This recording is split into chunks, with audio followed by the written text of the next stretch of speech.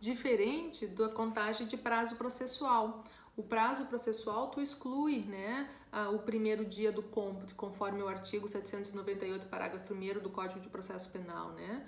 Então, por exemplo, o Código de Processo Penal, se o término do prazo cair em final de semana, tu espera o primeiro dia útil, o dia do começo se desconta, começa a contar no dia seguinte for sábado, começa a contar segunda-feira. No direito penal é tudo mais simples, o direito penal é corrido, certo? Primeiro dia cai.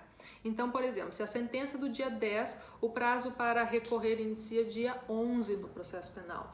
No direito penal, não. Sexta execução começa dia 10 é contado como um dia de pena cumprido, certo? E o artigo 11, ele traz, por fim, para nós, a questão das frações. Ou seja, quando existem frações dentro do direito penal, como é que ele se comporta? Vamos lá.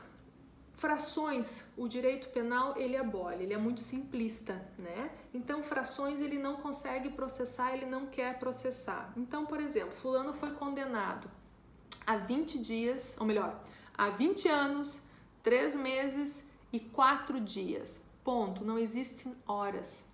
Porque, por exemplo, se uma pessoa foi condenada a 20 dias e esse crime que ela cometeu foi tentado, nós vamos ter uma redução de pena, como a gente vai aprender na tentativa logo em seguida. Essa redução vai ser de 2/3. Então, nós vamos ter 6,66666 de dia. Então, a pessoa não vai ficar contando horas. As frações de dia são descontadas. Não admite-se frações de dias. Ou seja, se calcula em anos, em meses e em dias. Horas não se calcula. Porque não vai ficar lá o agente penitenciário e espera aí, tá faltando mais 5 minutos para eu te pôr em liberdade. Não. Ele sabe que é naquele dia que ele vai ser posto em liberdade, então as frações de horas não são aplicadas, certo? Da mesma forma, quando a pena for de multa. A gente na pena de multa vai calcular o valor exato. Agora, as frações de centavos não são computadas, porque a gente não tem niqueleira para guardar moeda. Então, se a tua pena de multa deu lá R$2.000, ok. Agora, 2.720 com 33 centavos. Esses 33 centavos é arriscado, fica 2.720, ponto. E os 33 centavos? O Código Penal não admite frações, conforme diz o artigo 11. O que diz o artigo 11? Desprezam-se, ou seja, joga fora nas penas privativas de liberdade, nas restritivas de direito, as frações de dia. E nas penas de multa, as frações de cruzeiro, tá em cruzeiro, né? Porque o nosso Código Penal, a reforma foi em 84 e a moeda vigente era cruzeiro.